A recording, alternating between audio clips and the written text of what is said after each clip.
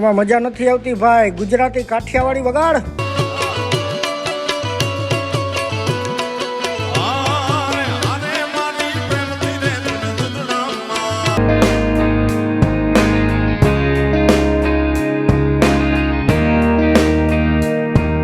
तो good evening दोस्तों, कैसे हो आप सब लोग? जो कि आप बढ़िया ही हो गए. तो इवनिंग हो चुकी है, 6 साढ़े 6 बज चुके हैं, अपन घर पे आ चुके हैं और आज कुछ खास नहीं है. आपको थंबनेल देख के पता चली गया होगा कि ये किसका व्लॉग है. तो आज वैसे घर पे आ चुके हैं और देख रहे हो माहौल.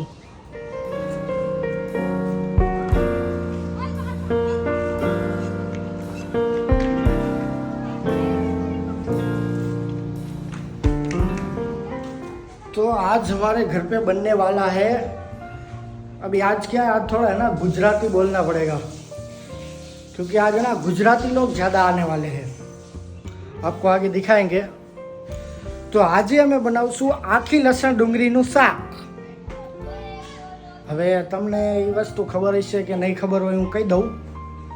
તો મને હે ને રસોઈ બનાવવાનો શોખ છે, શાક બનાવવાનો શોખ હે બચપન સે. બચપનથી તો નથી પણ જ્યારથી હે ને હું અહીંયા રાજસ્થાન રહેવા આવ્યો 5 વર્ષ પહેલાં, પછી હળવે ખાવાનો પ્રોબ્લેમ થતો, કારણ કે આપણે ગુજરાતીઓને રાજસ્થાનમાં ખાવાનું ભાવે નહીં. તો હળવે શીખવું પડ્યું. અને मतलब वो है ना, ये डायलॉग है ना, शुरू मजबूरी में किया था लेकिन मज़ा आ रहा है. शुरू मजबूरी में किए थे, अब मजा आता है. ओ गुड्डू भैया का तो वैसा कुछ है कि મજબૂરીમાં ચાલુ કર્યું હતું, પણ હવે રસોઈ બનાવવાની મજા આવે છે. તો મારા ઘરની ગુજરાતી આપણે જે વેજીટેબલ ખીચડી આવે ને, ગિરનારી ખીચડી, એ પણ ફેમસ છે. અને આવા જે ગ્રેવીવાળા બધા શાક આવે ને દોસ્તો, એ મને બહુ સારા બનાવતા આવડે. તો આ બધા અમે અહીંયા 4-5 જણા રહી છીએ ગુજરાતી, એ બધા કહેતા હતા કે લસણ ડુંગળીનું શાક બનાવો એક દી. તો આજ પ્લાન બનાવ્યો ફાઇનલી કે આજ આખી લસણ ડુંગળીનું શાક બનાવી નાખી. તો વિડીયોમાં તમે જોજો, તો કારણ કે તમે ચાખી તો નહીં હગો, પણ તમે વિડીયોમાં કલર જોઈને કહેજો કે કેવું શાક બન્યું છે દોસ્તો. બોલો. કાંઈ નહીં, આજે તો મારે નિરાંત છે રસોઈ બનાવવાની, ખાલી રોટલી બનાવવાની. શાક તો શ્યામ બનાવવું. શાક તો આપણે એમાં થોડુંક આપણા હાથનું શાક ફેમસ છે, તો પછી આપણે જ બનાવવું પડે ને. हम करे तो करे क्या, बोले तो बोले क्या. કાંઈ વાંધો નહીં, કોક દી ખીલા દો તો આજ ખिला देते हैं. हमने तो खाया ही है बहुत बार. और एक बार खा लो. और एक बार नहीं, आगे खाते ही रहेंगे. खाते ही रहेंगे. हाँ, खाते ही रहेंगे. हमारा काम क्या है, खाने पीने का. अच्छा, તો ચાલો લસણ ને બાફવા મૂકી દઈશું. તમે પણ આટલા બધા નીતરો હો કેમ? મને ગરમી થાય અને પંખો કરી તો ઓડિયન્સને હરખો અવાજ ન આવે. એમ થોડો વિડીયો બનાવો. હેલો હે, એક લાઈક કરી નાખો ફટાફટ. चलो भाई देखो अब मैं क्या कर.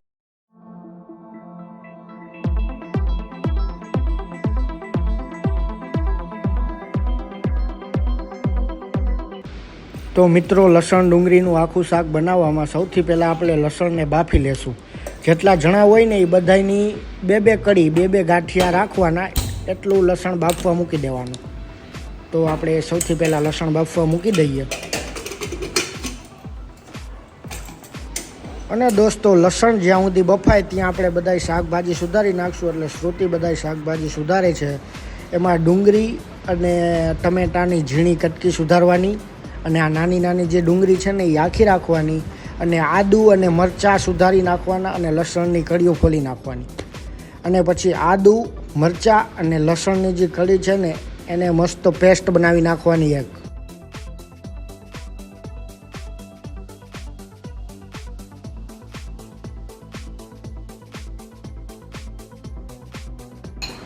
તો દોસ્તો, આદુ મરચાં લસણની પેસ્ટ તૈયાર થઈ રહી છે.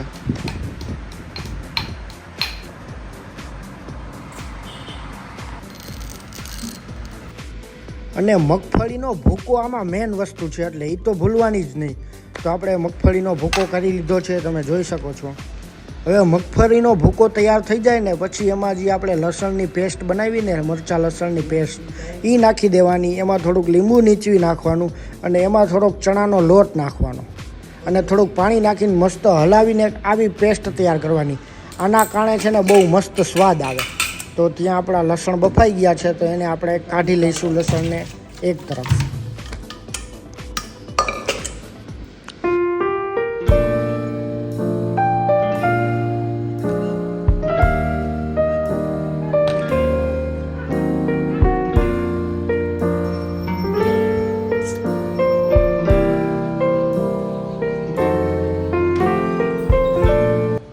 माहौल अच्छा है दोस्तों.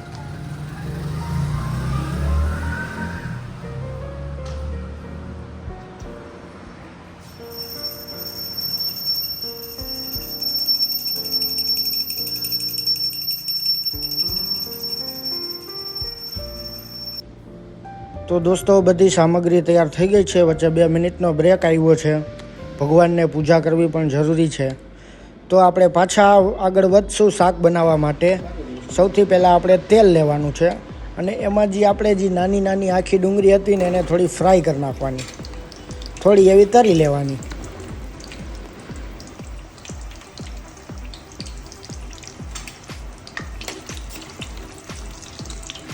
તો દોસ્તો ડુંગળી તળાઈ જાય એટલે પછી આપણે ગ્રેવી તૈયાર કરવાની છે, જે મેન વસ્તુ છે.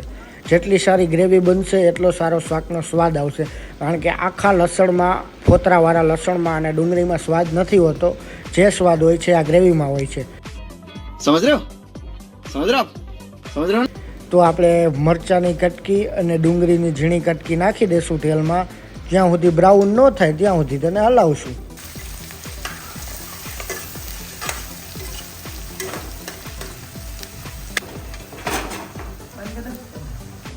પછી આપણે જે પેસ્ટ તૈયાર કરી હતી ને 2-3 વસ્તુ અલગ અલગ પ્રકારની, મગફળીનો ભૂકો ને ચણાનો લોટ ને એ બધું નાખીને પેસ્ટ નાખી દઈશું અને તેને પણ આની સાથે હલાવશું.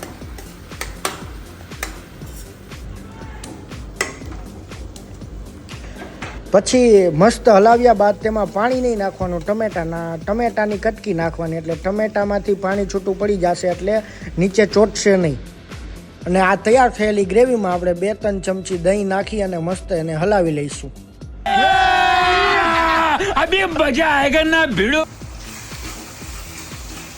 અને બધાય મસાલા નાખવાના આપણા બાકી છે, એટલે એ મસાલા હવે નાખવાના ગ્રેવી તૈયાર થઈ જાય ને પછી. તો લાલ મરચું, પછી હળદર, જીરું, ગરમ મસાલો, મીઠું અને થોડીક કશ્મીરી મેથી હોય તો કશ્મીરી મેથી નાખવાની અને મસ્ત ગ્રેવીને હલાવી નાખવાની, એટલે લાલ કલરની ગ્રેવી બની જશે. એમાં થોડુંક પાણી નાખી દેવાનું અને એને થોડુંક પાકવા દેવાનું, એટલે એમાંથી તેલ છૂટું પડી જાય. તેલ છૂટું પડી જાય પછી ગ્રેવી જો જાડી હોય અને એમાં ટમેટા અને ડુંગળીને એ સરખું આમ દબાણું ન હોય તો આપણે જે ઓલું પાઉંભાજી બનાવવા માટેનું જે ઓલું દબાવવા માટેનું આવે ને એ હમણાં હું તમને બતાવું. એને શું કહેવાય તો મને નથી ખબર, પણ એનાથી થોડી ગ્રેવી પાતળી કરી નાખવાની. અને અસલ ગ્રેવી મસ્ત પાતળી થઈ જાય એટલે આપણે જેમાં તળેલી ડુંગળી અને બાફેલું લસણ છે ને એને નાખી દેવાનું. અને પછી એમાં છે ને 1 ગ્લાસ પાણી નાખી અને એને પકવા મૂકી દેવાનું. એટલે છે ને ડુંગળી, કારણ કે આપણે તળી હતી ને તો હજી થોડીક નરમ નહીં થઈ હોય, તો તમે જે પાણી નાખીને એને થોડીક વાર એમને રહેવા દેશો ને અને એ ઘાટી ગ્રેવી થઈ જશે ત્યાં સુધી પાણીને પકાવવા મૂકી દઈશો ને એટલે મસ્ત શાક બની જશે 1 નંબરનું. તમે જોઈ શકો છો આપણે પકાવવા મૂકી દીધું છે. અને ફાઇનલી દોસ્તો આપણું ડુંગળી અને લસણનું શાક બનીને રેડી બની ગયું છે. આપણી ઘરે મહેમાન આવી ગયા છે. દેવાય ખવારના ફેન તમારે હગા વાલા જેટલા હોય એટલા હાલા. તો એને કહી દેજો કે હવે તમારે મોડું ન કરતા. આ ડેલી હું આજે ઉઘાડી છે અને ડેલી હું કાલે ઉઘાડી છે. મજા આવે તેથી ભાઈ આવજો. કોને જોશીઓ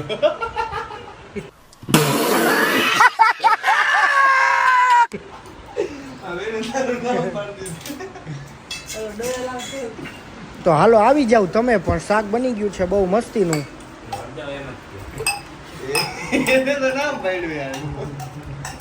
એવું નામ ન પડે, કંઈક સારું નામ પડે. આ ભાઈને પણ જોયો હોય એવું લાગે છે. સાચી હળવદમાં જ છે અહીંયા બાયુથી દુકાન પાનનો ગલ્લો હે ના સાચું કચ્ચા બદામ કચ્ચા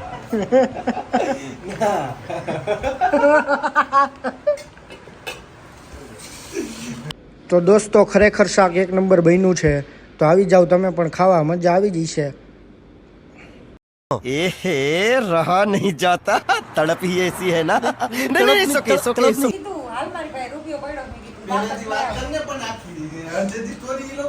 કાંઈ નહીં ઓલી પેન્સિલ કરવાની આવે ને એ મારા પપ્પા કેટલી લઈ આવ્યા હતા પછી ખરકતી નહોતી ઓલી આપણે હોય ફુવારો કરવાનો અરે ઓલા આપણું દોયડું કઈ ના ઈ દોયડું નહીં દોયડા છે.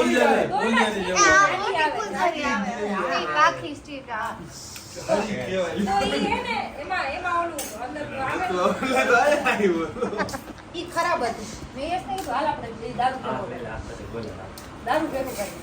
પછી યસ કે હાલ પછી અમે બે ઘરની બહાર નીકળ્યા બધી પેન્સિલ લઈ આવ્યા પછી આમ એક કાગળ હતો ને એમાં બધું દારૂ નાખ્યું. પછી આવે હવે શું કહું ખોટું થોડી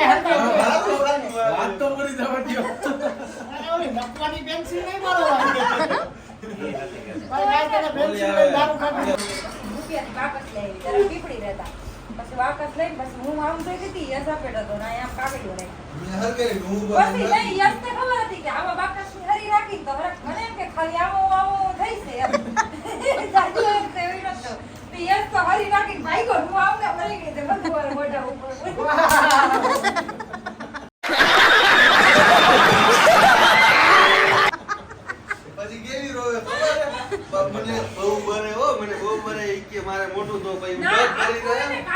તો દોસ્તો જમતા જમતા થોડીક નાના મોટી બાકાજીકી બોલાવી દીધી અને આવા જ વિડીયો જોવા અમારી ચેનલને સબસ્ક્રાઈબ કરી દો દોસ્તો એટલે મજા આવી જાય અમને